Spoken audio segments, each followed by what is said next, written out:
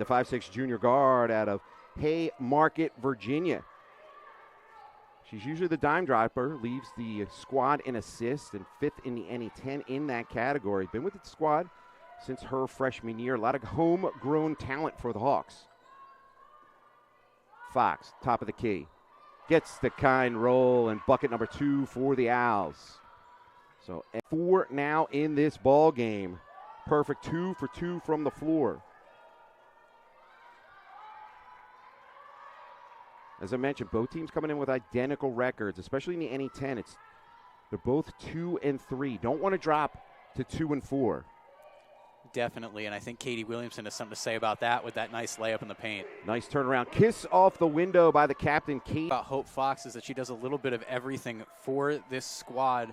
Second in rebounds with 6 rebounds per game. And when I was talking to Katie Williamson, one of these post games, she mentioned how much she admires Hope Fox's rebounding skills. And there goes another one. She pokes that one away.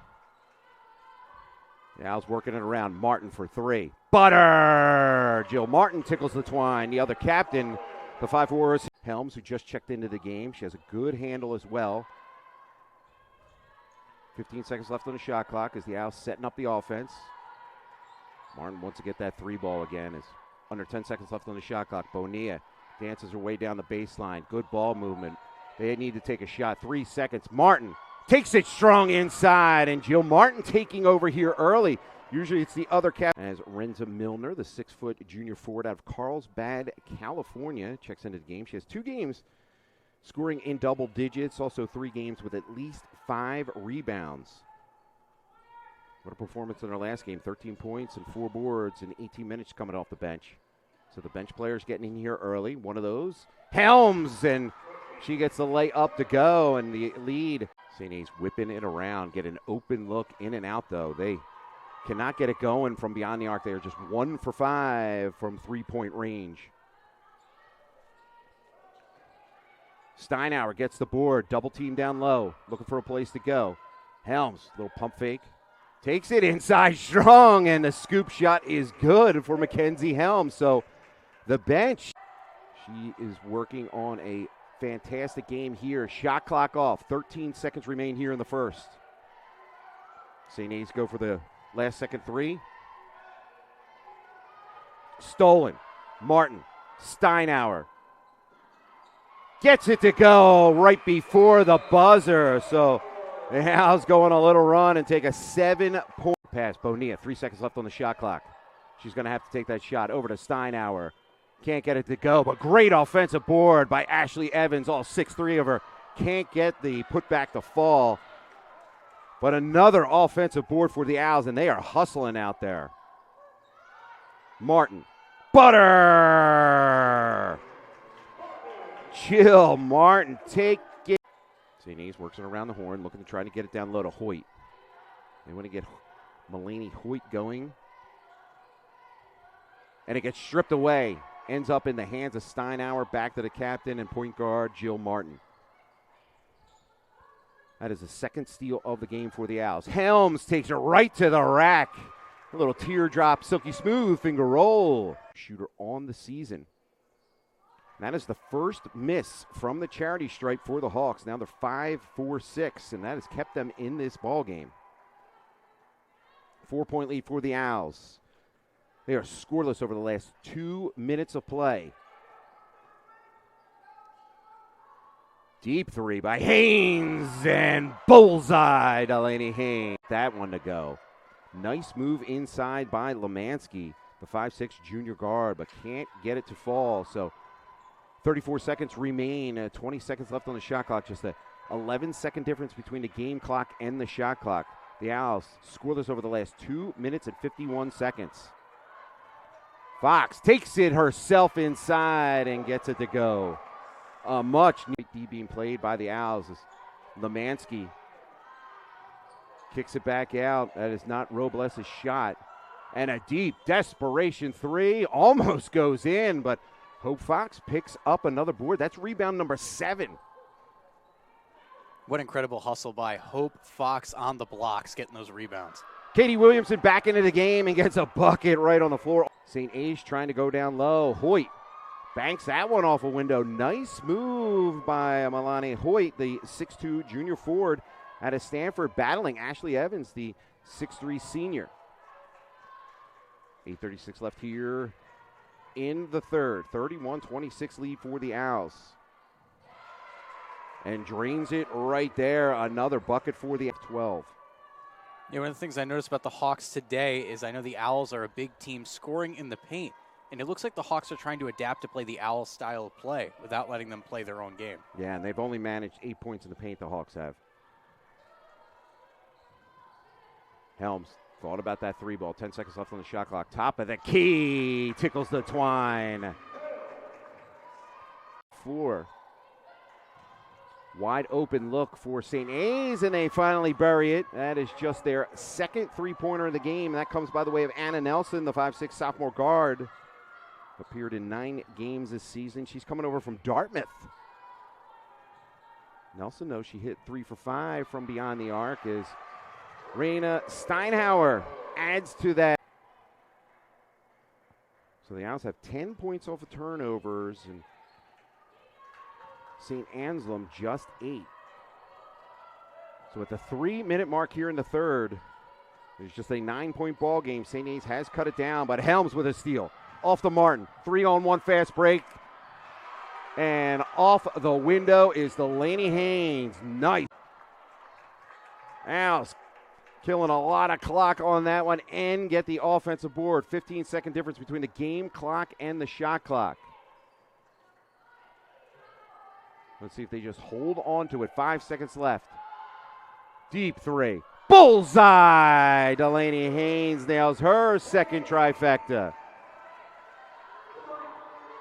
The floor general, Jillian Martin, gets fouled going over. So now St. Anselm racking up some personals. That's their 11th of the ball game and their first here in the final quarter.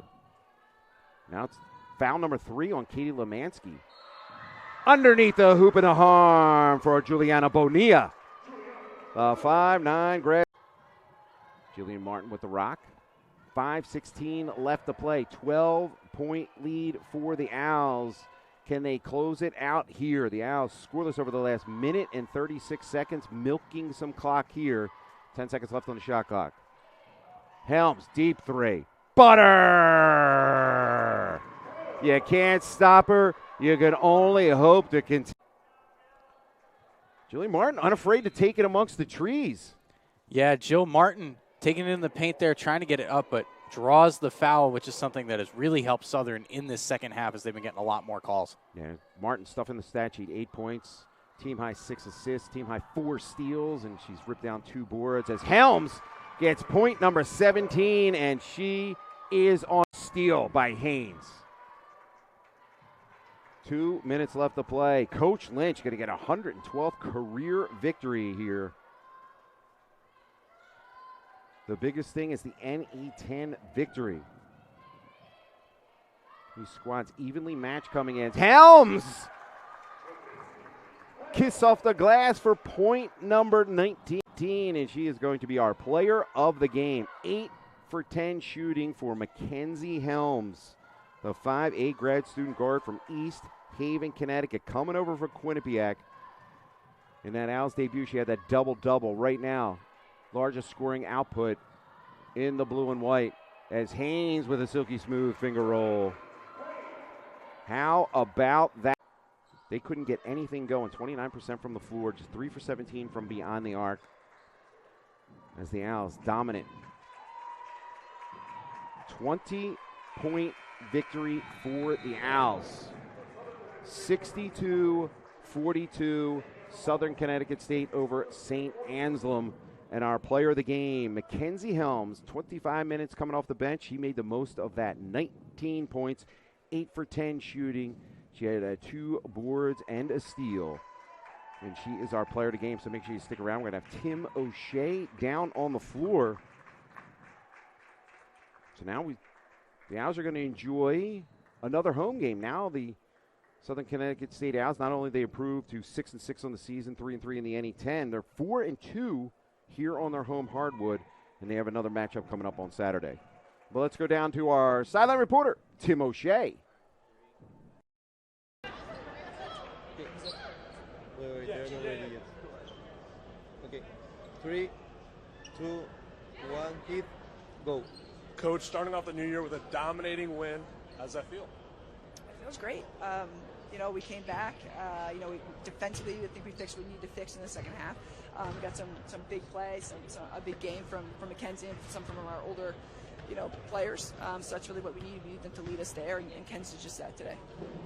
You guys are 500 in the conference now, 3-3. You got a gauntlet of conference games coming up. How does it feel to get the first one under your belt? It feels good. The N10's a gauntlet. Just no matter who you play, where you play, so you just got to be tough. You got to be focused and locked in for 40 minutes. And I'm really proud of this group today.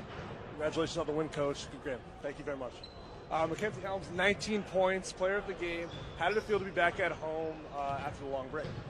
Yeah, it felt really good, and I think over the last couple of days, we were really focusing, as a team on just emphasizing, like what our common goal is and like what we're going to do, like as a team together, not like trying to step out of our comfort zones like during the game, and so I think that kind of allowed us all to gel where we needed to today. And you looked really comfortable out there. You handled the ball really well. You led the team in scoring, obviously. What went right in this matchup? Once again, just over the past couple of days, we've all just kind of been building each other up, and since the beginning of the year, my confidence, like it has been a thing. But I think not just the coaches, but my girls that are out there with me as well, they're kind of just pushing me to, be who I can be, and yeah. Well, congratulations on the win. Player of the game, Mackenzie Helms. Thank you very much. Appreciate it. Chris, back to you up top. Stay tuned for the men's game coming at 7:30. Thank you, Tim O'Shea, and our player of the game, Mackenzie Helms. Final thoughts, Ben. Big key for Southern in this win was distributing the ball and these bench points, with Mackenzie Helms leading the way off the bench, and it was also Delaney Haynes, Raina Steinauer, and Renza Milner off that bench, putting in much-needed points. 35 points on off the bench, a 10-2 run over the last 6 minutes, and the 20-point victory, 62-42, Southern Connecticut State University over St. Anselm. Well, for Ben Martin, I am Chris Smith. Good day from James Moore Fieldhouse, home of the Owls. So, gritty win. How do you feel after today's win? Obviously, it feels great to get another win. We just lost a tough one away out of conference against Dominican, which kind of really sucks. So we knew what we need to do the last 2 days of practice to get back on this court and get in that winning flow again. So, Coach, great win today. How are you feeling after today's win? I feel good. I think our team responded in the second half.